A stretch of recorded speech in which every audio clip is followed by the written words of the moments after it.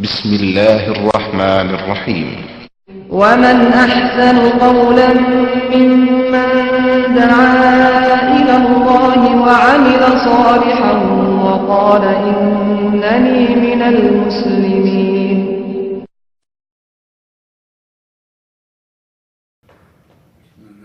إن الحمد لله نحمده ونستعينه ونستغفره ونعوذ بالله من شرور أنفسنا ومن سيئات أعمالنا من يهده الله فلا مضل له ومن يضلل فلا هادي له وأشهد أن لا إله إلا الله وحده لا شريك له وأشهد أن محمدا عبده ورسوله.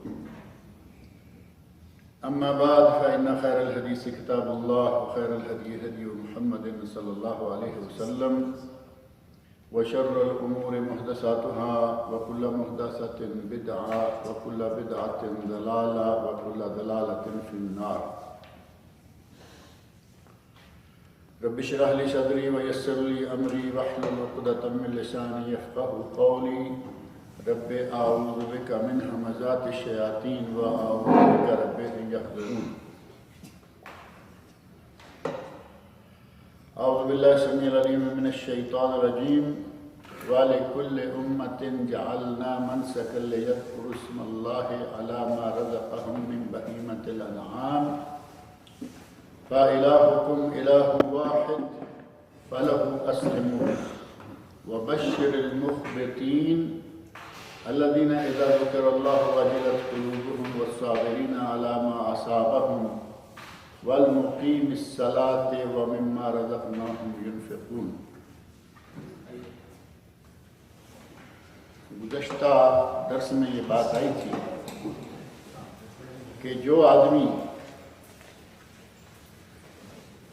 اللہ رب العزت کے ساتھ کسی غیر اللہ کو شریک کرتا ہے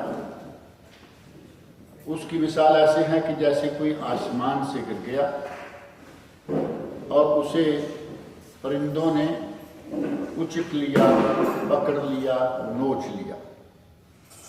یا پھر وہ اس کی مثال ایسی ہے کہ جیسے کسی کو تیز ہوا کسی جگہ سے اٹھا لے اور دور دراز کہیں جا کے پھینک دے. اب جسے پرندے اچک لیں گے ظاہر ہے کہ اس کا نتیجہ ہلاکت و بربادی، وہ کھا جائیں گے. اور جسے ہوا کہیں ایسی جگہ جا کے پھینک دے گی کہ جہاں کوئی نہ انسان کا نام، تو اسے بھی درندے پرندے چرندے پھاڑ کھائیں گے. اس کا نتیجہ اور اس کا انجام بھی ہلاکت و بربادی ہوگا. یہ شرک کے لیے، شرک کا گناہ کرنے والے کے لیے نتیجہ یہ ہے کہ ہلاکت ہے. دنیا میں بھی ہلاکت اور آخرت میں بھی اس کے لیے ہلاکت ہی ہے. اور فرمایا کہ اگر کوئی اللہ کے شعائر کی تعظیم کرتا ہے تو یہ دلوں کے تقوی کی نشانی ہے. اللہ کے شاعر کیا ہیں ان کی تفصیل گزشتہ درس میں کافی آ گئی تھی، اور انہی میں سے جانور بھی ہیں جو قربانی کے جانور ہیں، جن کے بارے میں فرمایا لکم فیہا منافع وإلی اجل مسمى، تمہارے لیے ان میں قربانی کے جانوروں میں بہت سارے فائدے ہیں. اون لیتے ہو، گوشت لیتے ہو، دودھ لیتے ہو، بار برداری کرتے ہو. اور یہ ثم حلھا الی البیت العتیق، ایک وقت میں اس کو جا کے بیت العتیق بیت اللہ کے پاس ذبح کیا جانا ہے. یعنی ذبح ہونے تک وہ جانور آپ کے لیے فائدے کا باعث ہے. اب اگر عام حالت میں رہیں تو گوشت بھی آپ کھاتے ہیں، لیکن جب اس کو خاص کر دیا گیا کہ یہ ہم حج کی قربانی کے لیے استعمال کریں گے تو گوشت وہاں جا کے کھائیں گے، اس سے پہلے نہیں. پہلے اونٹ، اس کا اون، بکری، اونٹ، جس کا بھی اون کام آ سکتا ہے، اور اونٹنی کا اور گائے کا اور بکری کا دودھ، اور اونٹ پر گائے پر جس طرح کا بھی کوئی کام لیا جا سکتا ہے بار برداری وغیرہ کا، تو وہ سارے کام، یہ سارے منافع فرمایا کہ اس میں تمہارے لیے موجود ہیں. اور بالآخر ان کے حلال ہونے کی جگہ بیت العتیق ہے. لفظ عتیق کے بارے میں مجھے یاد ہے کہ شاید میں نے ذکر کیا گزشتہ درس میں یا اس سے پہلے کہ عتیق کا معنی ہے پرانا. بیت اللہ العتیق، اب اللہ رب العزت کا پرانا گھر مشہور ہے، ایک ہی ہے، اور پرانا 5000 سال کم و بیش اس سے پہلے کا وہ گھر ہے، بیت اللہ شریف۔ ابراہیم خلیل علیہ السلام اس کے معمار ہیں، اور معمار کعبہ انہوں نے کعبہ شریف کی تعمیر کی، اور اس کے 40 سال بعد آ کے مسجد اقصیٰ بنی۔ ان کے مابین 40 سال کا عرصہ ہے، تو بھی سب سے پہلا اللہ کا گھر، پرانا گھر جو ہے وہ بیت اللہ ہی شمار ہوتا ہے۔ اور عتیق کا معنی معتوق بھی ہے، آزاد کیا گیا۔ اور حضرت ابوبکر صدیق اور ابوبکر عتیق، ابوبکر صدیق بھی ہیں اور ابوبکر عتیق بھی ہیں۔ عتیق آزاد کیے گئے، کہاں سے؟ دنیا میں تو ویسے ہی آزاد تھے، جہنم کی آگ سے آزاد کیے گئے۔ تو اللہ رب العزت نے حضرت ابوبکر صدیق کو جو مقام و مرتبہ عطا کیا ہے اس کا کوئی ثانی نہیں۔ دنیا میں انبیاء کرام کے بعد اگر کوئی شخص سب سے اعلیٰ درجے پر فائز ہے تو وہ ابوبکر صدیق، انبیاء کے بعد۔ اب ظاہر ہے کہ حضرت خضر علیہ السلام کو بہت سارے لوگوں نے نبی شمار کیا، اور کچھ لوگوں نے کہا کہ وہ نبی نہیں تھے، اللہ کے بندوں میں سے ایک بندے تھے۔ بہرحال عام عوام اور انبیاء کی جو امتیں ہیں ان میں سے سب سے افضل ترین شخص ابوبکر صدیق رضی اللہ عنہ ہیں، اور جن کا ذکر قرآن کریم میں بڑا واضح اور صریح طور پر آیا۔ وہ ثانی اثنین اذ ہما فی الغار اذ یقول لصاحبہ لا تحزن ان اللہ معنا، سورۃ توبہ میں واقعہ ہجرت کا موجود ہے۔ ابھی جو میں نے آیت پڑھی ہے اس میں اللہ رب العزت نے ارشاد فرمایا ہے وَلِكُلِّ أُمَّةٍ جَعَلْنَا مَنسَكًا، ہم نے ہر امت کے لیے قربانی کے کچھ احکام مقرر کر دیے ہیں۔ ہر امت کے لیے قربانی کے کچھ احکام ہم نے مقرر کر رکھے ہیں۔ اب وہ قربانی کے طریقے اور احکام جو مقرر کیے ہیں، ظاہر ہے کہ ہمارے مسلمانوں کے لیے الگ ہیں، پہلے لوگوں کے لیے الگ تھے، اور فرق دو ہی مثالوں سے آپ سمجھ سکتے ہیں کہ ہمیں حکم دیا گیا کہ قربانی کا جانور ذبح کرو، ذبح کے آداب ہیں، ذبح کرنے والے کے آداب ہیں۔ بہت بڑی لمبی چوڑی ہے کہ ذبح کرنے والا جو قربانی کر رہا ہے وہ ناخن نہیں کاٹے، بال نہیں کاٹے، 10 دن نہیں کاٹے، حاجی ہے تو اتنے دن نہ کاٹے، اور قربانی کے جانور میں اندھا نہ ہو، کانا نہ ہو، لنگڑا نہ ہو، اور کمزور لاغر نہ ہو۔ کتنی شرطیں اور آداب ہیں قربانی کی۔ اس کو ذبح کرنے کے لیے آداب ہیں۔ قربانی چاہے عید کی قربانی ہے یا جانور کسی بھی وقت آپ ذبح کرتے ہیں اس کے لیے آداب ہیں۔ نبی اکرم صلی اللہ علیہ وسلم نے آداب بتائے کہ آپ اس کے سامنے چھری تیز نہیں کریں گے۔ بکرے کو لٹا لیا، آپ کبھی ایسا دیکھیں گے کہ بکرا بھی لٹایا ہوا ہے، ساتھ ہی پتھر پہ چھری بھی تیز کر رہا ہے، بکرا دیکھ رہا ہے۔ تو نبی صلی اللہ علیہ وسلم نے اس سے منع فرمایا وَلْيُحِدَّ شَفَرَتَهُ، نبی صلی اللہ علیہ وسلم فرماتے ہیں کہ اگر کسی نے جانور کو ذبح کرنا ہے تو پہلے اپنا برچھا، چھری جو بھی ہے اس کے پاس اس کو تیز کر لے۔ شفرہ کا معنی جانور ذبح کرنے والا لوہے کا کوئی آلہ، اسے لٹا لے اور اس کی آنکھوں کے سامنے چھری تیز نہ کرے۔ نبی اکرم صلی اللہ علیہ وسلم کے رحمۃ اللہ علیہ کہ جانور ہے، اس کو لٹایا گیا ہے، اب اسے جانور کو سوچنا شروع ہو جائے گی کہ مجھے کیا کرنے جا رہے ہیں، اب اس کی آنکھوں کے سامنے پہلے چھری تیز کر، تو اس سے نبی اکرم صلی اللہ علیہ وسلم نے منع فرمایا۔ اور قربانی کے جانور کو ٹانگ سے پکڑ کر گھسیٹتے ہوئے قربانی گاہ میں لے جانا بھی منع ہے۔ اب اس کے گلے میں رسی ڈالے، آرام سے لے کے جائیں۔ بعض لوگ کان پکڑ لیتے ہیں، آرام سے چلتے چلے جاتے ہیں۔ اب وہ کان سے نہیں جا رہا، رسی نہیں ہے، اس کی ٹانگ ایک پکڑی ہوئی ہے، گھسیٹے ہوئے بڑی بے دردی سے لیے جا رہے ہیں، اور دل میں یہ ہے کہ اب ہم نے اس کو رکھنا تو ہے نہیں، اس کو تو ذبح ہی کر لینا ہے، ٹانگ ٹوٹے گی تو ٹوٹتی رہے، یہ لنگڑا ہوتا ہے تو یہ تو ظلم ہو گیا نا۔ ابھی اس نے ذبح ہونا ہے اور آپ اسے پہلے ہی آدھا مار دے رہے ہیں، آدھا موا پہلے ہی کر رہے ہیں۔ نبی صلی اللہ علیہ وسلم نے یہ تعلیمات دی جو آپ کی رحمت للعالمین کا ایک نمونہ ہے، اور حضرت عمر فاروق رضی اللہ عنہ نے نبی صلی اللہ علیہ وسلم کے ارشادات کی بنا پر سوچا تھا کہ نبی صلی اللہ علیہ وسلم نے یہ جو تعلیمات دی ہیں، اور بلکہ آپ نے باقاعدہ فرمایا ترید ان تمیتھا معتاد، ایک آدمی بکری کے جانور کو گھسیٹ کے لے جا رہا ہے، تو آپ نے فرمایا کہ کیا تم اسے کئی موتیں مارنا چاہتا ہے؟ آخر میں تو تم چھری پھیرو گے، ایک موت آ گئی، گھسیٹ کے لے کے جا رہے ہو کہ یہ راستے میں چاہے دم گھٹ جائے یا ٹانگ ٹوٹ جائے، اترید ان تمیتھا معتاد، کیا تم اسے کئی موتیں مارنا چاہتے ہو؟ جانور ہے، اتقوا اللہ فی البہائم، نبی صلی اللہ علیہ وسلم نے فرمایا کہ جانوروں کے معاملے میں اللہ سے ڈرتے رہو۔ اب یہ دیکھیں مختصر ہے قربانی کے حوالے سے یہ تعلیمات نبوی صلی اللہ علیہ وسلم۔ اور پھر قربانی کو ذبح کیا، قربانی کا گوشت کھانا ہمارے لیے سنت ہے، اپنی قربانی کا گوشت کھائیں۔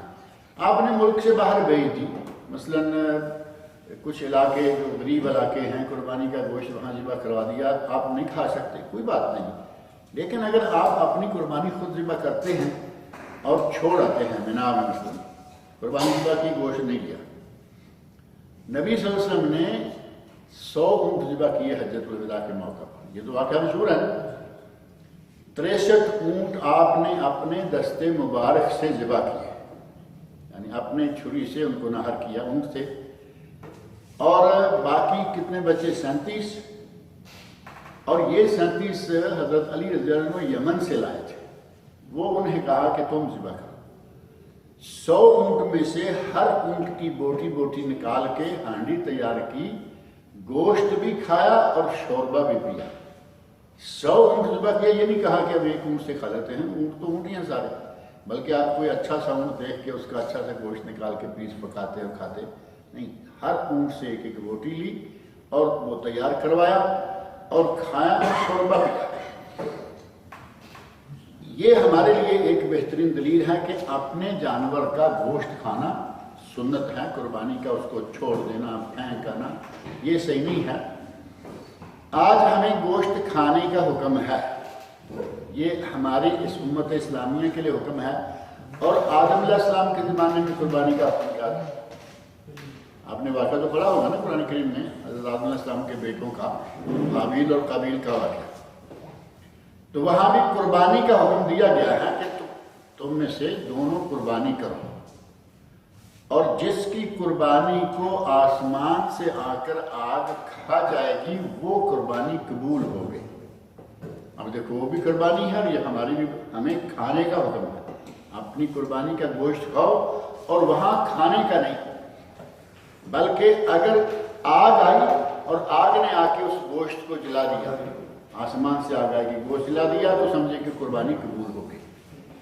ہر امت کے لیے الگ الگ قربانی کے احکام ہو گئے نا، موٹی موٹی باتوں میں سے اللہ نے فرمایا وَلِكُلِّ أُمَّةٍ جَعَلْنَا مَنْسَكًا، ہم نے ہر امت کے لیے قربانی کے طریقے مقرر کر دیے۔ آدم علیہ السلام کے زمانے میں اور طریقہ ہے، ہمارے زمانے میں کچھ اور طریقہ ہے۔ بسم اللہ والصلاة والسلام علی رسول اللہ۔ اعوذ باللہ السمیع العلیم من الشیطان الرجیم۔ وَلِكُلِّ أُمَّةٍ جَعَلْنَا مَنْسَكًا لِيَذْكُرُوا اسْمَ اللَّهِ عَلَى مَا رَزَقَهُم مِّن بَهِيمَةِ الْأَنْعَامِ۔ یہ ساؤنڈ میں گڑبڑ آ جانے سے پہلے ہم یہ بات کر رہے تھے کہ اللہ رب العزت ارشاد فرما رہے ہیں کہ ہم نے ہر امت کے لیے قربانی کا طریقہ مقرر کر دیا ہے، اور ہر امت میں قربانی کا الگ الگ طریقہ جو ہے اس کی 2 مثالیں میں نے آپ کے سامنے رکھی ہیں۔ ایک نبی اکرم صلی اللہ علیہ وسلم کی امت میں قربانی، اور ایک حضرت آدم علیہ السلام کے زمانے میں قربانی۔ اور آدم علیہ السلام کے زمانے کی قربانی یہ ہے کہ آگ آئی اور قربانی کو کھا گئی، تو سمجھا گیا کہ قربانی مقبول ہے، اور ہمیں اپنی قربانی کا گوشت کھانے کا بھی حکم ہے کہ گوشت کھایا جائے، سنت ہے، نبی صلی اللہ علیہ وسلم نے کھایا۔ اور ہمارے قربانی کرنے کے جانور میں اور قربانی کرنے والے آدمی میں کیا کیا اوصاف اور کیا کیا پابندیاں، کیا کیا آداب ہونے چاہیے، ان کی تفصیل بھی آپ کے سامنے رکھی گئی ہے۔ اور منسک اصل میں مناسک الحج والعمرہ لفظ آپ نے بہت سنا ہوگا۔ منسک کا معنی اصل میں طریقہ، حج کا طریقہ، قربانی کا طریقہ، حج کے مقامات، مناسک حج کہا جاتا ہے وہ مقامات جہاں حج کی عبادت مکمل ہوتی ہے. عرفات ہے، مزدلفہ ہے، منا ہے، مکہ ہے. اور مناسک حج کے ضمن میں کبھی بھی مدینہ منورہ کا ذکر نہیں آتا. اب یہ بات الگ ہے کہ مناسک حج سارے مکہ میں مکمل ہو جاتے ہیں. مکہ مکرمہ میں گئے تو آپ کیا، سعی کی، عمرہ مکمل ہو گیا. وہاں سے 9 تاریخ کو منا روانہ ہو گئے، 8 کو منا روانہ ہو گئے، 9 کو عرفات، 9 کی 10 کی درمیانی رات کو مزدلفہ، اور 10 کی صبح کو پھر منا. جمرہ عقبہ یا بڑے شیطان کو جو کنکریاں ماری جاتی ہیں.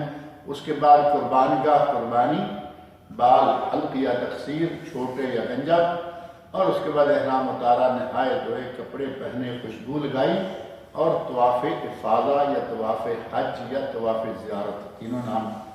اب یہ سارا حج مکمل ہوگا.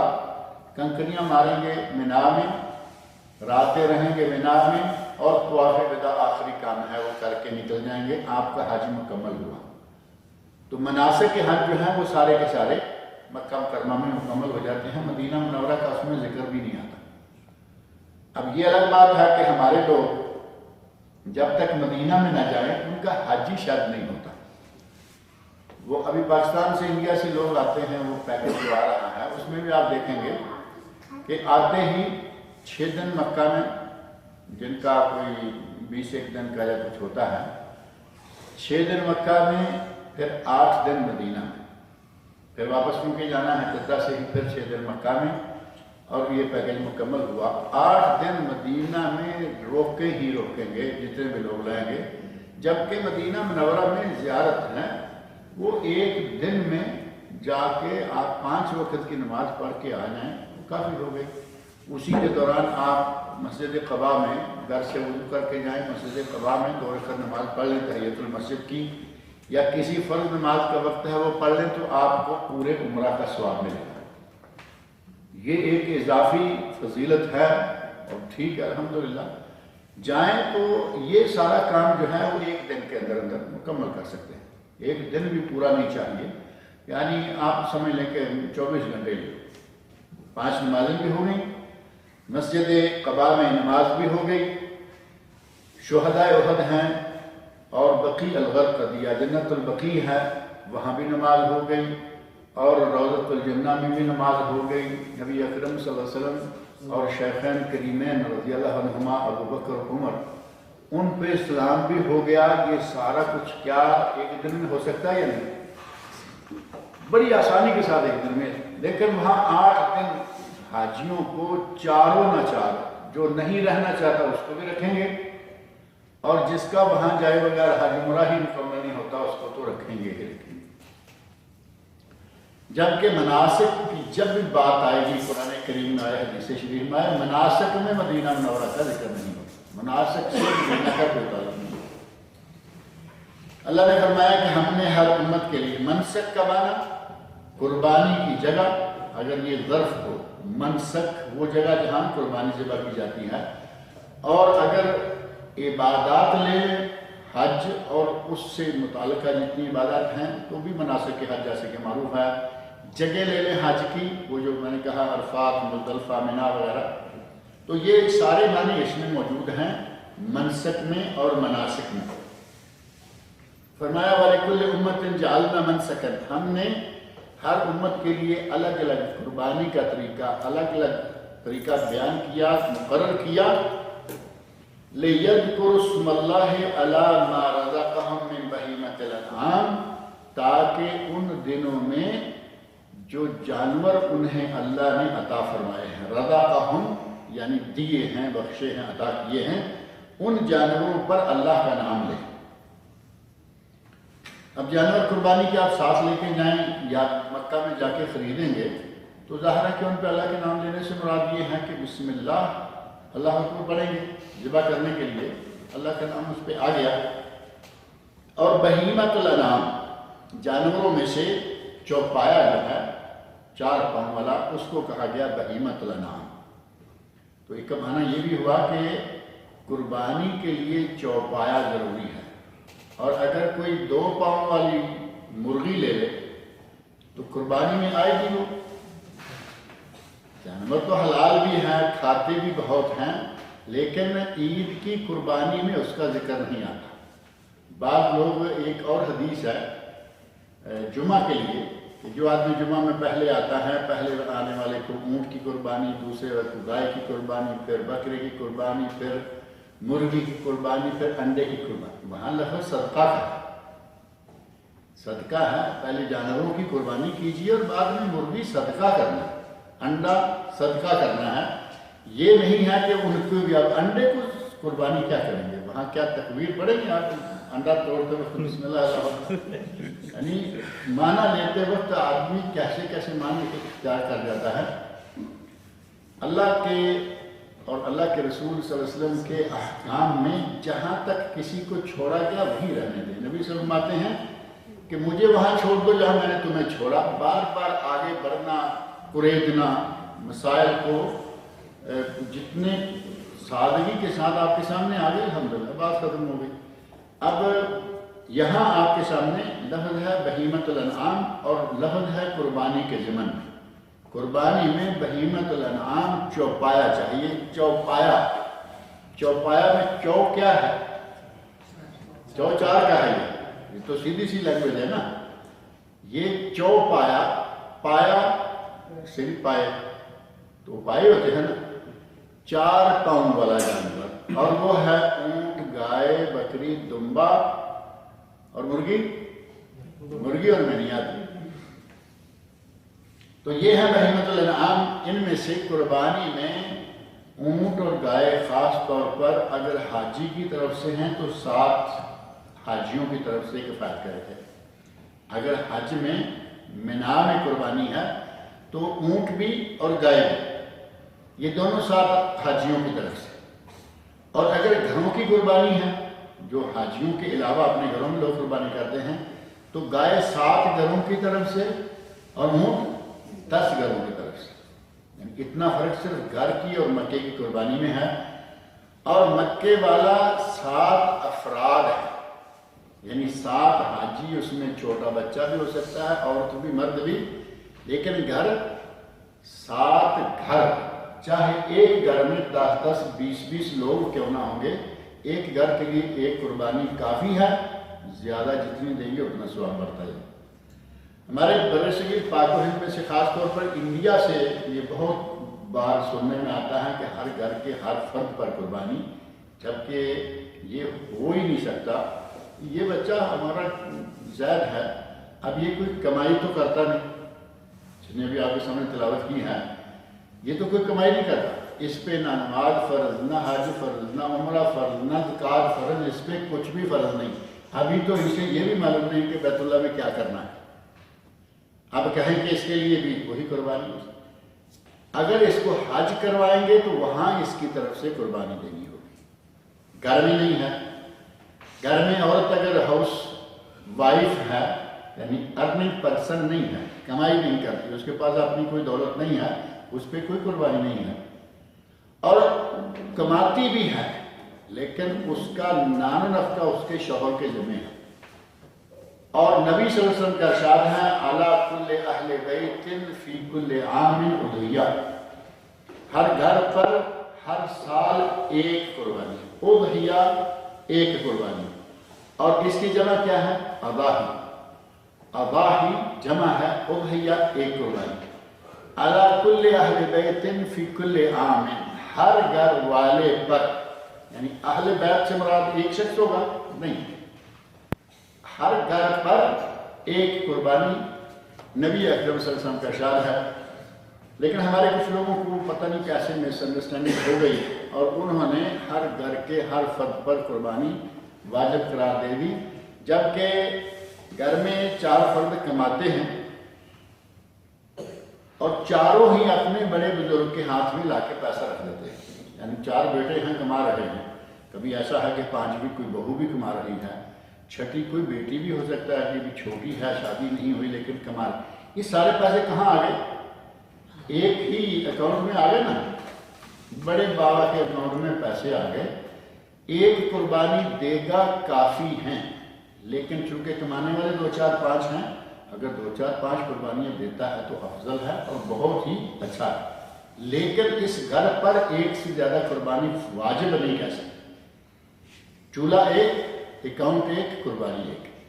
اب اگر چولہے بھی الگ الگ ہو جائیں، اکاؤنٹ بھی الگ الگ ہیں، 5 بچے ہیں، 5 کما رہے ہیں، بہو کما رہی ہے، سب کے اپنے اپنے اکاؤنٹ، اپنے اپنے حساب ہیں، تو ہر اکاؤنٹ والے کو اپنی قربانی دینی ہوگی۔ ظاہر ہے کہ اس کا ہر گھر الگ شمار ہوگا، محض یہ کہ باپ ایک کے بیٹے ہیں اس سے قربانی نہیں بنے گی۔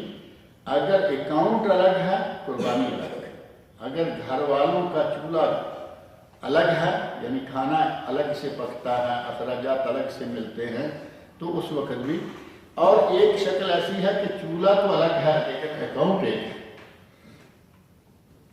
یہ شکل بھی ہے نا کہیں کہیں کہ 2 4 بہویں ہیں، کہتے ہیں کہ بجائے اس کے کہ اکٹھے ایک گھر میں رہ کے جنگ کریں گی، تینوں چاروں کو الگ الگ فلیٹ دے دو، مکان دے دو، لیکن مین کنٹرول روم جو ہے اس کا مین سوئچ حاجی صاحب کے پاس ہے۔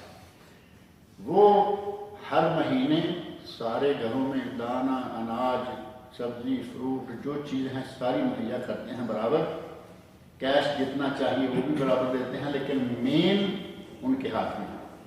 تو پھر اس کا معنی یہ ہوا کہ وہ چولہے الگ ہیں لیکن اکاؤنٹ مین ایک ہی ہے، لہذا وہ مسئلہ جو ہے وہ پھر وہیں آ جائے گا کہ ان پر ایک قربانی کافی ہے، جتنی زیادہ دیں گے انشاءاللہ اتنا ہی ثواب زیادہ ہوگا۔ تو یہاں جو منسک کا لفظ ہے اس میں بڑی چیزیں شامل ہیں، قربانی اس میں شامل، عبادات حج جتنی بھی ہیں ان میں شامل، حج و عمرہ کی عبادات ساری، اور مقامات حج و عمرہ وہ بھی سارے اس میں شامل ہیں۔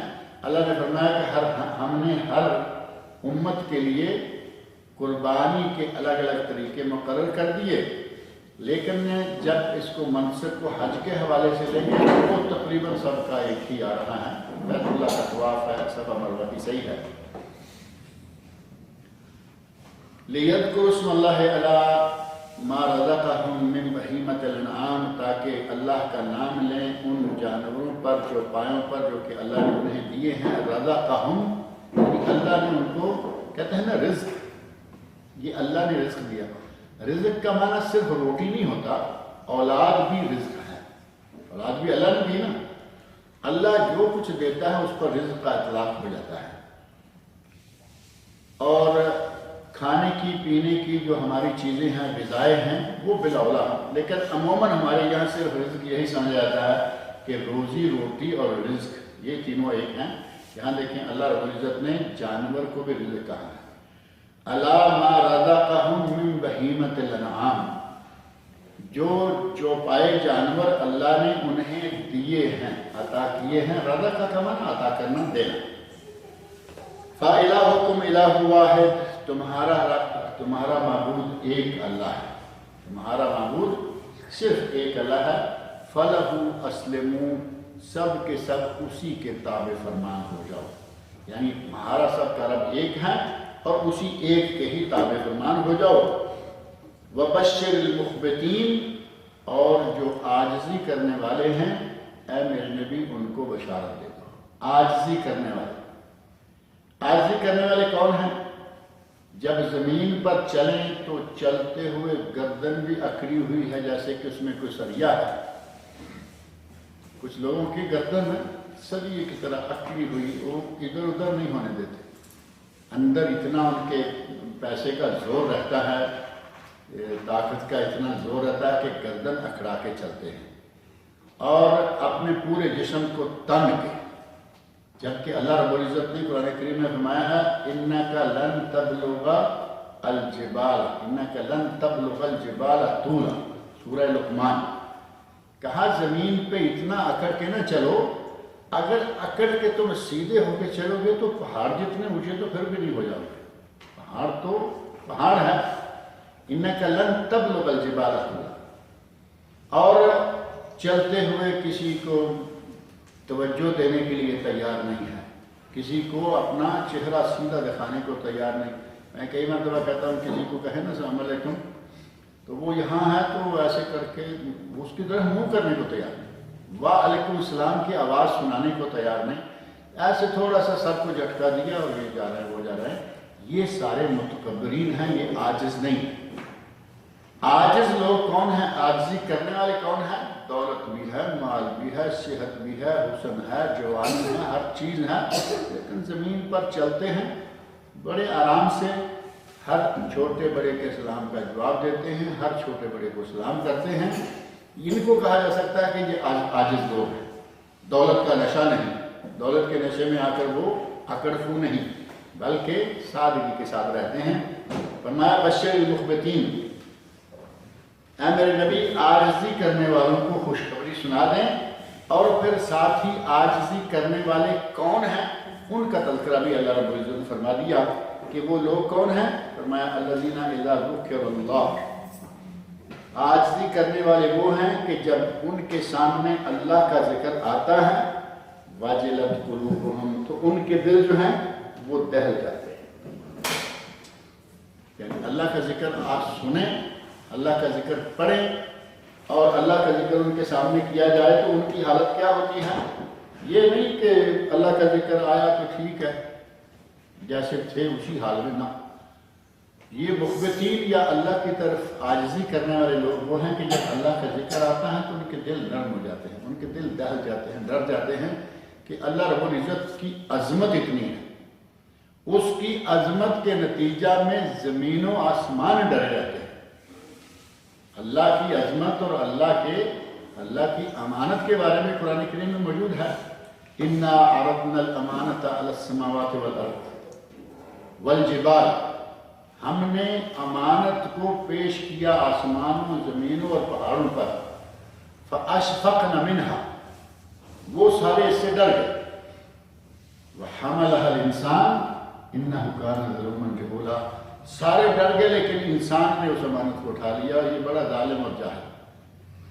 اللہ رب العزت کی عظمت اس حد تک ہے کہ زمین و آسمان بھی اسے ڈر رہے، اور ہم ایک گوشت پوست کا اتنا سا پرزہ ہو کے بھی اللہ کے سامنے اکڑ کے چلیں، کتنی عجیب سی بات ہے.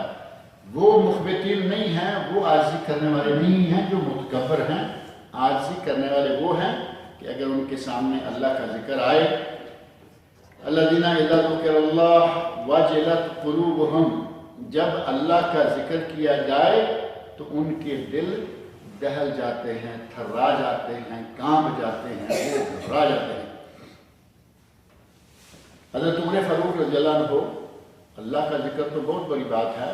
حضرت عمر فاروق رضی اللہ عنہ کے بارے میں موجود ہے کہ نبی اکرم صلی اللہ علیہ وسلم کی حدیث بیان کرنے لگتے تو ان کا رنگ پھک ہو جاتا، گھبرا جاتے، کہیں ایسا نہ ہو کہ مجھ سے کچھ ادھر کی ادھر بات نہ ہو جائے. اللہ کی طرف عاجزی کرنے والے، اور یہ کون ہیں؟ جن کا دنیا پوری کو دیکھ کر بھی رنگ پھک نہ ہو، جن کو دیکھ کر شیطان بھی ڈر کے بھاگ جائے. حدیث معلوم ہے نا. فرمایا عمر تیرے کیا کہنے، جس راستے سے تو آ رہا ہو اگر اس راستے پر شیطان بھی ہو تو وہ تمہیں دیکھ کے ڈر کے بھاگ جاتا ہے. وہ انسان ہیں حدیث بیان کرنے لگیں تو رنگ فک اور ایک دم جیسے آدمی کسی بہت بڑے بوجھ کے نیچے آ گئے. اللہ رب العزت سے ڈرنے والے اس طرح کے لوگ ہوتے ہیں. اور ہماری مجلسوں میں اور ہمارے واٹس ایپ میں، ہماری فیس بک میں آج کل کی جتنی خرافات ہیں حدیث کے نام سے نشر کی جاتی ہیں. آپ دیکھیں گے یہ حدیث، وہ حدیث، یہ حدیث، وہ حدیث، اور بہت ساری چیزیں ایسی ہیں کہ کبھی بخاری لکھا ہوا ہے، کبھی مسلم لکھا ہوا ہے، کبھی کچھ لکھا ہے، اور اگر تفصیل میں جائیں گے تو نہ وہ بخاری میں ملے گی نہ مسلم میں ملے گی، کہیں بھی نہیں. وہ کسی نہ کسی جاہل کا، کسی صوفی کا بتایا ہوا طریقہ ہوگا، اس کو قرآن حدیث کے نام سے نشر کرنا شروع کر دیتے. عمر فاروق جو نبی صلی اللہ علیہ وسلم سے سن کے بات کرنا چاہ رہے، وہ اتنے گھبرا رہے ہیں کہ کہیں کچھ کمی بیشی نہ ہو جائے. اور ہم اتنے شیر، اتنے دلیر کہ کچھ بھی نہیں، حدیث سے دور کا بھی واسطہ نہیں، حدیث کے نام سے لوگوں میں نشر. ہمیں ایک میسج آتا ہے، ہماری ذمہ داری ہے کہ کم از کم اس میسج کو چیک تو کریں کہ وہ میسج حدیث میں ہے بھی نہیں. ہمیں توفیق نہیں تو کسی سے پوچھ لیں. ہمارے کانٹیکس میں کتنے لوگ ایسے ہیں جو اہل علم ہیں، جانتے ہیں کہ بھئی آپ نے دیکھا اچھا لگا، میسج دیکھا اچھا لگا، شیئر کر دیا فوراً. ادھر ادھر آپ کے کانٹیکس میں ہزاروں لوگ ہیں، 1 سیکنڈ میں سب کو گیا، سب کو جھوٹ چلا گیا. اب اس جھوٹ کے بولنے میں آپ شریک ہوں گے یا نہیں؟ ایک پچھلے دنوں میں بڑے زوردار طریقے سے ایک تحریر چل رہی تھی کہ جس نے یہ نہیں پڑھی اس نے کچھ پڑھا ہی نہیں. آپ یاد ہوگی آپ کو پچھلے مہینے 1-2 مہینے کی بات کہ یہ جس نے نہیں پڑھی اس نے کچھ پڑھا ہی نہیں. میں نے کسی ایک کو لکھا، صرف میں نے کہا آج تک سنتے آئے ہیں کہ جس نے لاہور نہیں دیکھا اس نے کچھ بھی نہیں دیکھا. اب تم نے اس تحریر کو بھی اسی رنگ میں پیش کرنا شروع کر دیا. اور ابھی آج کل میں ایک اور آج ہی مجھے کسی نے پوچھا ہے، کہا کہ سوتے وقت بسم اللہ پڑھ کے 11 مرتبہ سو جائیں. اللہ رب العزت اپنے فرشتوں کو حکم دیتا ہے کہ صبح تک اس کے لیے نیکیاں لکھتے رہو. اب یہ کہاں ہے تلاش کیجئے. میں آنے سے پہلے کچھ دیر وقت لگایا تلاش کرنے کے لیے. پہلے میں نے اسے بتا دیا کہ میں آج تک اس طرح کی کوئی حدیث نہیں پڑھ سکا، لیکن پھر بھی میں کوشش کروں گا کہ کہیں سے نکل آئے. اور نہیں ملی میں گھر میں اپنے بعض بچوں کو بھی کہہ کے آیا ہوں میرے آنے تک اگر اس کو سرچ کریں کہیں نہ کہیں سے کچھ ضعیف کچھ صحیح، بعض دفعہ کہیں سے بھی نہیں نکلتی، صحیح ضعیف سے بھی نکلتی. تو حدیث ہو تو نکلے گی. کسی جاہل آدمی نے کچھ بھی کہہ دیا اور ہم اس کو اتنا نشر کرتے ہیں. اور اس کے سامنے اس واقعہ سے پہلے کیا لکھا ہوا ہے، اس کو اتنا سینڈ کرو، اتنا شیئر کرو کہ یہ لوٹ کر میرے پاس آ جائے. یعنی آپ اتنا آگے گھماتے جاؤ کہ ساری دنیا سے گھوم کر کے لاسٹ میں یہ میسج مجھے آ جائے، میں سمجھوں گا کہ آپ نے حق ادا کرا. اور کچھ کہتے ہیں کہ اگر ایماندار ہو تو اس کو شیئر کرو. اب کیا کریں، ایماندار تو الحمدللہ ہیں اور اس جھوٹ کو شیئر نہیں کر سکتے. اب تمہارے ہاتھ میں ایمان ہوتا تو ہم تو بے ایمان ہو گئے. عجیب قسم کی باتیں ہیں. ہر چیز کو آگے نشر کرنا، ہر چیز کو آگے پہنچا دینا وہ ہماری ذمہ داریوں میں سے نہیں ہے. مخبتین وہ ہیں کہ جو جب ان کے سامنے اللہ کا ذکر آئے تو وہ ڈر جاتے ہیں. پہلی بات. دوسرا والصابرین علی ما اصابہم، انہیں اگر کوئی تکلیف پہنچتی ہے تو وہ اس پر صبر کرتے ہیں. واویلا نہیں مچاتے، شور نہیں مچاتے، بال نہیں نوچتے، سینہ کو بھی نہیں کرتے اور اپنے لیے ویل و صبور نہیں پکارتے. وہ ہیں صابر لوگ. اور سورۃ البقرہ میں اللہ نے فرمایا وبشر الصابرین الذین اذا اصابتهم مصیبۃ قالوا انا للہ وانا الیہ راجعون اولئک علیہم صلوات من ربہم ورحمہ واولئک هم المہتدون. بشارت دے دیجئے ان لوگوں کو جو مصیبت آنے پر انا للہ وانا الیہ راجعون پڑھتے ہیں. اور نبی صلی اللہ علیہ وسلم فرمایا کہ جس نے اپنے گال پیٹے، اپنے بال نوچے، وشق الجیوب، اپنی گریبان کو پھاڑا، فلیس منا، وہ ہم میں سے نہیں ہے. بال نوچے، گال پیٹے اور اپنا گریبان چاک کیا، وہ ہم میں سے نہیں ہے. اب بتائیے کہ محرم کے مہینہ میں جو کچھ مسلمانوں میں ہوتا ہے، کچھ وہ لوگ ہیں جو شیعہ ہیں، وہ تو معروف ہے، اور کچھ ہمارے لوگ وہاں جا کے بیٹھے ہوتے ہیں ان کی مجلس سننے کے لیے، ان کے رونے رلانے کو دیکھنے کے لیے. چاہے کسی رنگ میں وہاں بیٹھے ہیں، یہ بھی رو رہے ہیں، یہ بھی اب ساتھ اسی طرح کا حال بنائے چلے جا رہے ہیں. نبی اکرم صلی اللہ علیہ وسلم فرمایا فلیس منا، وہ ہم میں سے نہیں. اور نبی صلی اللہ علیہ وسلم نے اس کا وقت مقرر کر دیا کہ مصیبت آ گئی. سب سے بڑی مصیبت موت ہے یا اس کے علاوہ بھی کچھ ہے؟ سب سے بڑی مصیبت موت ہے. موت آ گئی ایک آدمی کو. اب اس کے پیچھے حداد یا سوگ کتنے دن ہے؟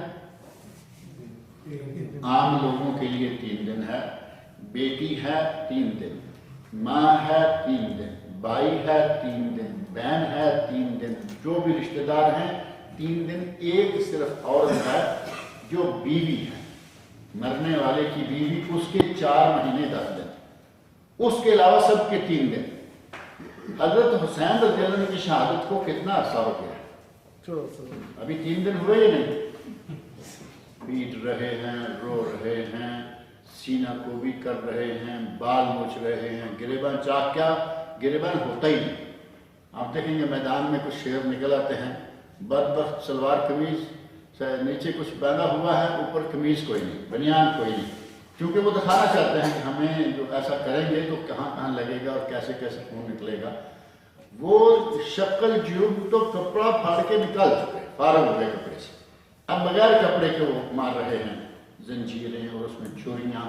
پچھلے سال ایک آدمی نے ایسے زور سے کچھ چھری لا کے ماری، دیکھا آپ نے وہ کلپ، اتنا اس کا کمر کا حصہ پھٹ گیا، اسی وقت پکڑ کے جما کے لے کے بھاگے چلے۔ بدبخت انسان دنیا میں اپنے آپ کو عذاب دے رہے ہیں۔ کس نے کہا یہ کام کرنے کے لیے؟ شیطان کے سوا کوئی روایت ملے گی کہ یہ کام کرو؟ سوائے شیطان کے کوئی اس کے پیچھے نہیں ہے، کوئی قرآن کی آیت نہیں ہے، کوئی حدیث رسول نہیں ہے۔ اور پھر 3 دن ٹھیک ہے، سوگ منا لیا۔ سوگ کا معنی یہ کہ کوئی میک اپ نہ کرے، کوئی صاف ستھرے لباس نہ پہنے، کوئی خوشبو وغیرہ نہ لگائے، بلکہ نارمل حالت میں رہے، یہ سوگ ہے۔ لیکن یہ ایسا اپنے آپ کو روٹی روزی کے لیے ایسا چیر پھاڑ کرتے ہیں کہ عجیب لگتا ہے۔ اور پھر اس میں ڈرامے بھی سنا ہے بہت ہوتے ہیں، ان ڈراموں کی تفصیل آپ کو معلوم کی ہوگی۔ اللہ فرما رہے ہیں کہ عاجزی کرنے والے وہ ہیں والصابرین علی ما اصابہم، جو مصیبت کے وقت صبر کرتے ہیں، صبر سے کام لیتے ہیں، والمقیم الصلاۃ، اور نماز قائم کرتے ہیں۔ نماز پڑھتے نہیں بلکہ نماز قائم کرتے ہیں۔ نماز پڑھنے اور قائم کرنے میں فرق ہے یا نہیں؟ نماز پڑھتے جب کبھی کوئی پڑھ لے نمازی تو ہو گیا نا، سال میں کبھی ایک عید کی نماز پڑھ لی، کبھی جمعہ کی نماز پڑھ لی۔ کئی لوگ ہیں وہ 5 ایک ہفتے میں 8 دن میں، ہفتے کے دن تو 7 ہوتے ہیں، 8 کر لیجئے، جمعہ 8 جو مشہور ہے، 40 نمازیں بنی نا۔ 39 کا کبھی ذکر بھی نہیں آیا ان کے پاس کہ کوئی نماز اور بھی ہے۔ 8ویں دن جمعہ آتا ہے، جمعے کے لیے صاف ستھرا لباس، عام نمازیوں سے اچھا لباس، عام نمازیوں سے بہتر صاف ستھری ٹوپی سر پہ ہے، تازہ پریس کر کے سوٹ پہنا ہوا ہے، مسجد میں پہنچ کے جمعہ پڑھ گیا، اور اگلے جمعہ تک چھٹی۔ اور کچھ وہ نمازی ہیں جو عید کی عید نظر آئیں گے، درمیان میں نہ جمعہ نہ جماعت کوئی نہیں، تو یہ ہے نماز پڑھنے والے۔ لیکن نماز قائم کرنے والے کون ہیں؟ جو 5 وقت کی نمازیں پابندی کے ساتھ ادا کرتے ہیں۔ اللہ توفیق دیتا ہے تو کبھی تہجد پڑھ لیتے ہیں، کبھی اشراق پڑھ لیتے ہیں، کبھی صلاۃ الضحیٰ پڑھ لیتے ہیں۔ یہ ہے مقیم الصلاۃ، نماز قائم کرنے والے۔ اور آدمی نماز میں دعا کیا مانگتا ہے؟ رب اجعلنی مقیم الصلاۃ ومن ذریتی، اے اللہ مجھے نماز قائم کرنے والا بنا دے اور میری اولاد کو نماز قائم کرنے والا بنا دے۔ نماز پڑھنا اور بات ہے، نماز قائم کرنا یہ ہے کہ آدمی پابند صوم و صلاۃ ہو، ومما رزقناہم ينفقون۔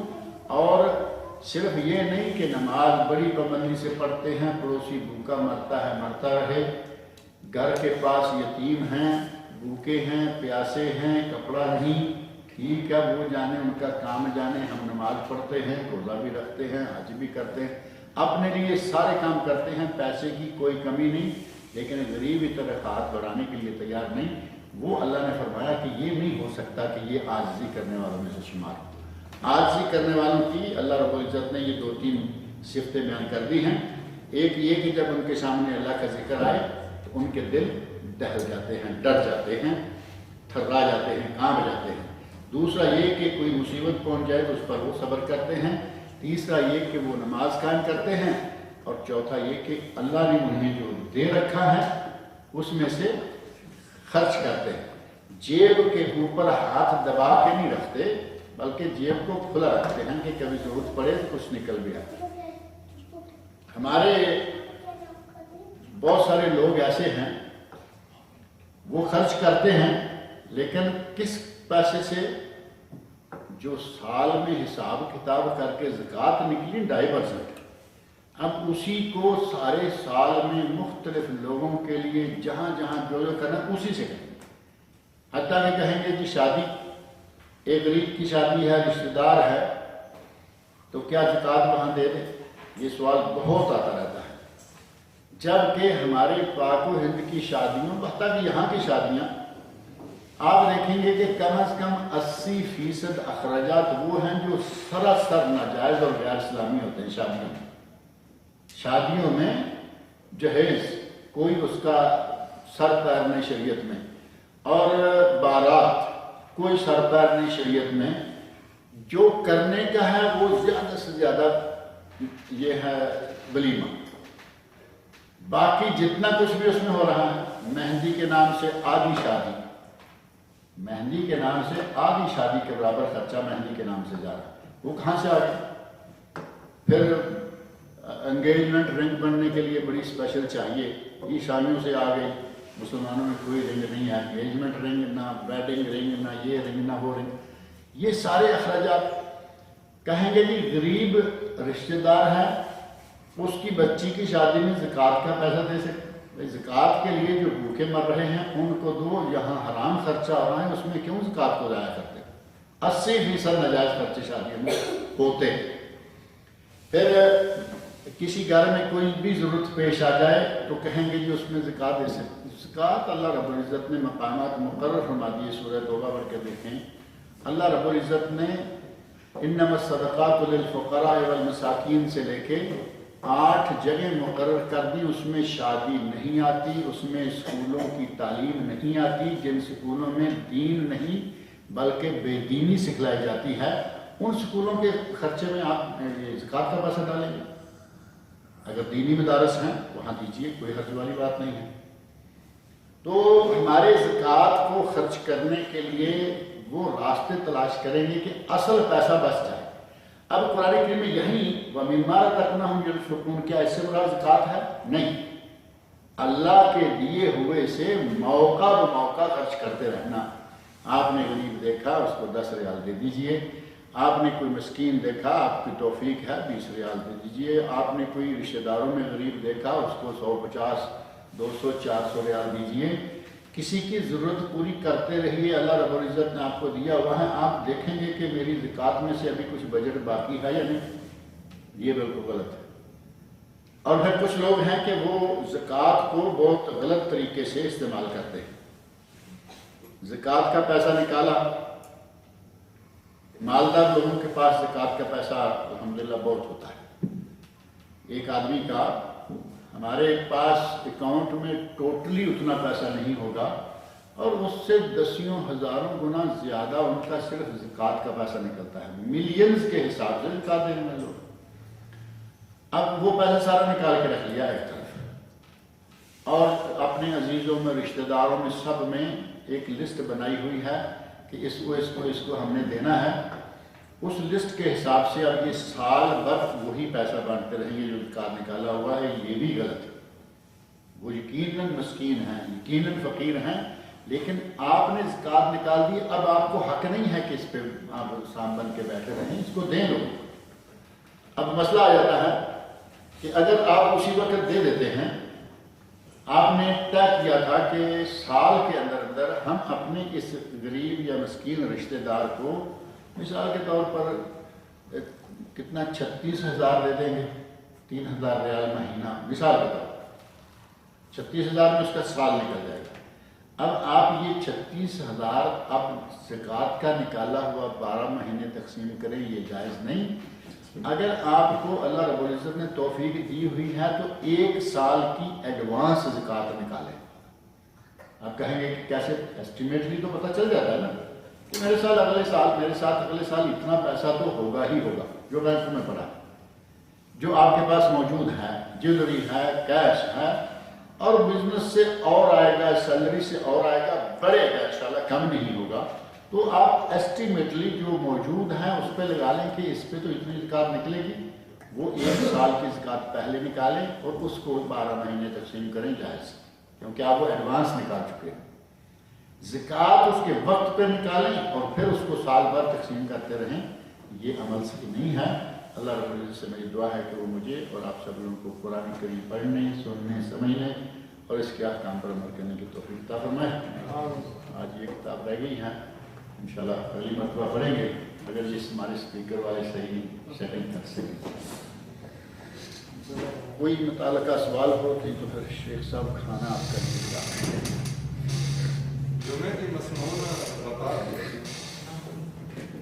مسنون رکعات جمعے سے پہلے یعنی جمعے کی نماز کے لیے آپ مسجد میں پہنچے تو مسجد میں جاتے ہی چاہے خطبہ شروع کیوں نہیں 2 رکعتیں پڑھے بغیر نہ بیٹھے. یہ تحیت المسجد ہے, یہ جمعے کی نماز نہیں ہے. یہ تحیت المسجد یعنی مسجد کی نماز. اس کے علاوہ کوئی سنت ثابت نہیں نبی صلی اللہ علیہ وسلم سے. آپ پہلے پہنچ گئے, آپ جا کے 2 رکعت کر کے 10 20 50 جتنی چاہیں پڑھیں, کوئی حرض نہیں, لیکن مقرر کوئی نہیں. ہمارے مولوی جو کھینچ تان کے لاتے ہیں نا کہ ظہر کے وہ تقسیم کر لیتے ہیں, ظہر کے 4 فرض ہیں تو 2 خطبے کی جگہ آ گئے اور 2 فرض جو ہیں وہ باقی 2 رکعتوں کی جگہ آ گئے. ہم مولوی صاحب سے آدمی پوچھے کہ 2 رکعتیں پڑھنے میں لگتے ہیں ہمارے 1.25 منٹ, بلکہ ہم تو 1.5 منٹ میں 2 رکعتیں پڑھتے ہیں, اور خطبہ مولوی نے دیا ہے 1.5 گھنٹہ. یہ کون سی تقسیم لے کے بیٹھے ہو کہ خطبے کی جگہ 2 رکعتیں آ گئی اور 2 رکعتیں جمعے کی ہو گئی؟ یہ تقسیم تمہاری اپنی ہے, اللہ کے نبی سے ثابت نہیں ہے. نبی صلی اللہ علیہ وسلم نے جمعہ کے 2 فرض سے پہلے کوئی سنت مقرر نہیں کی. اگر ظہر کی کھینچ کے لائیں گے تو وہ بنتی نہیں, کیونکہ وہ ظہر ہے اور یہ جمعہ ہے. ظہر کے احکام اور ہیں, جمعہ کے احکام اور ہیں. ظہر کا وقت اور ہے, جمعہ کا وقت اور ہے, بہت سارا ڈفرینس. تو پہلے کوئی رکعت نہیں, 2 رکعتیں فرض ہو گئے, یہ ہے اسٹارٹ. اور 2 رکعتیں جو پہلے پڑھی ہیں کم از کم 2 رکعتیں, وہ مسجد کی تحیہ ہے, مسجد کا تحیہ ہے, وہ جمعہ کے لیے. کبھی بھی آپ جائیں گے مسجد میں تو وہ 2 رکعتیں پڑھے بغیر بیٹھنا جائز نہیں, لہٰذا وہ اس کو جمعے سے نہ جوڑے آپ. اور اگر جوڑتے ہیں تو 2 رکعتیں وہ رکھیں, 2 فرض. اور اس کے بعد نبی اکرم صلی اللہ علیہ وسلم میں ارشاد آتے ہیں کہ جو آدمی مسجد میں نماز پڑھے وہ 4 رکعتیں پڑھے. خود آپ نے گھر میں جا کے 2 رکعتیں پڑھی. اگر کوئی مسجد میں پڑھے تو 4 پڑھ لے, گھر میں جا کے پڑھے تو 2 پڑھ لے, اور اگر کوئی مسجد میں بھی 2 پڑھ لیتا ہے تو انشاءاللہ جمعہ ہو جائے. اب کتنی رکعتیں ہوں گی جمعہ کی؟ 4 یا 6. اگر 4 پڑھیں بعد میں اور 4 اگر 2 پڑھیں بعد میں, آپ کا جمعہ اس میں مکمل ہے. یہ ہے مسنون تعداد رکعتوں کی. ایک قربانی جو ہے جائز ہے تو وہ کسی افراد کے نام سے کر سکتے ہیں؟ سارے گھر کے نام سے ہوگی, اور کمانے والا جو ہے وہ کہے گا اللہم تقبل منی, اور ایک ہی لفظ کہے اللہم تقبل منا, تو سارے گھر کی طرف سے ہو گئی. اور اگر کہتا ہے منی و من اہل بیتی, وہ تو لمبا ہو جائے گا لفظ, لیکن اتنا کافی اللہم تقبل ہو منا, اے اللہ یہ قربانی ہماری طرف سے قبول فرما. بسم اللہ, اللہ اکبر, اللہم ان ھذا منک ولک, جو دعا ہے قربانی کی معروف, اللہم ان ھذا منک ولک, اے اللہ تو نے ہی دیا اور تیرے ہی لیے دے رہے ہیں. اللہم تقبل منا, اے اللہ ہماری طرف سے اس قربانی کو قبول فرما, کر کے سارے افراد کی طرف سے وہ قربانی. اگر فجر کی نماز اگر ڈیلے ہو جاتی ہے تو پہلے سنت پڑھنا ہے یا فرض پڑھ کے اس کے بعد سنت؟ یہ مسئلہ بھی کل پرسوں سے مجھے کوئی سنا رہا ہے, کسی مولوی صاحب نے کہا ہے کہ کچھ بھی ہوگا پہلے 2 فرض پڑھیں. یہ بالکل غلط بات ہے, کچھ بھی ہوگا نہیں. اگر سورج نکلنے سے پہلے نماز کے 2 فرض پڑھ لیتا ہے تو وہ قضا نہیں, وہ ادا شمار ہوگی. صحیح حدیث موجود ہے, من ادرک رکعۃ قبل ان تطلع الشمس فقد ادرک الصلاۃ. صحیح حدیث. جس نے 1 رکعت بھی سورج طلوع ہونے سے پہلے پڑھ لی, اس نے نماز پا لی, یعنی قضا نہیں ہوئی. اس حالت میں تو 2 رکعتیں فرض پڑھ لیں, سورج نکلنے کے بعد 2 سنتیں پڑھ لیں.